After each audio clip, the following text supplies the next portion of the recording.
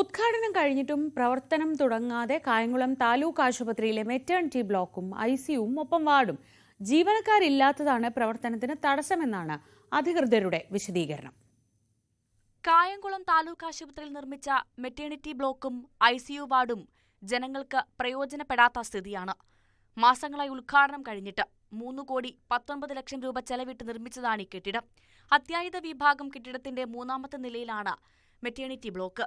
Lift അടക്കം സജ്ജമാക്കി. പ്രസവ വാർഡ്, മോഡുലാർ ഓപ്പറേഷൻ തിയേറ്റർ, കുട്ടികളുടെ ഐസിയു, ലേബർ റൂം, ജീവനക്കാർക്കുള്ള മുറി, കാത്തിരിപ്പ് കേന്ദ്രം എന്നിവയടക്കം ഒരുക്കി.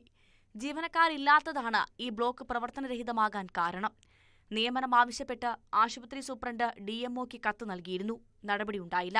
മന്ത്രി ഉദ്ഘാടനം ചെയ്ത് പോയ ഭാഗമുണ്ട്. നമുക്കറിയാം, പുതിയ ബിൽഡിങ്ങിനകത്ത് പ്രസവ വാർഡും ICU വാർഡും എല്ലാം കൊണ്ട് ചേർന്ന് കോടികൾ ചെലവഴിച്ച് നിർമ്മിച്ച കെട്ടിടത്തിന്റെ ഉദ്ഘാടനം വലിയ ഗംഭീരമായിട്ട് ഇവിടെ നടന്നു കഴിഞ്ഞ് കാലം ഇത്രയായിട്ട് പോലും ഒരു പ്രസവം പോലും ആ കെട്ടിടത്തിലെ ആധുനിക രീതിയിൽ നിർമ്മിച്ച പ്രസവ വാർഡിൽ ഇതുവരെ നടന്നിട്ടില്ല. അവിടെ ഇപ്പം നടന്നുകൊണ്ടിരിക്കുന്നത് ഗർഭിണികൾക്ക് OP ചിറ്റ എഴുതുന്നതല്ലാതെ അവിടെ മറ്റ് യാതൊരു പ്രവർത്തനവും ഇതിൽ നടന്നിട്ടില്ലെന്ന് പറയുമ്പോൾ, അതുപോലെ തന്നെ ICU വലിയ വിപുലീകരമായ മിഷനറി എല്ലാം വെച്ച് ഒരു ICU വാർഡ് നിർമ്മിച്ച് ഉദ്ഘാടനം ചെയ്ത് കഴിഞ്ഞു. അതും പ്രവർത്തിക്കുന്നില്ല.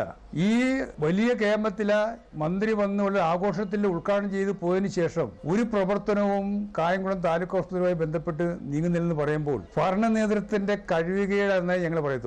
മെറ്റേണിറ്റി ബ്ലോക്കിന്റെ സുഗമമായ പ്രവർത്തനത്തിന് 4 മെഡിക്കൽ ഓഫീസർമാരും 12 സ്റ്റാഫ് നഴ്സും 8 നഴ്സിംഗ് അസിസ്റ്റന്റുമാരും 8 അനുബന്ധ ജീവനക്കാരും വേണം. 2 ഗൈനക്കോളജി ഡോക്ടർമാരുടെ സേവനം ഇവിടുണ്ട്. ജീവനക്കാരുടെ നിയമനം വൈകുന്നത് ചികിത്സ തേടിയെത്തുന്നവരെയും വലയ്ക്കുകയാണ്. ന്യൂസ് 18 കായംകുളം.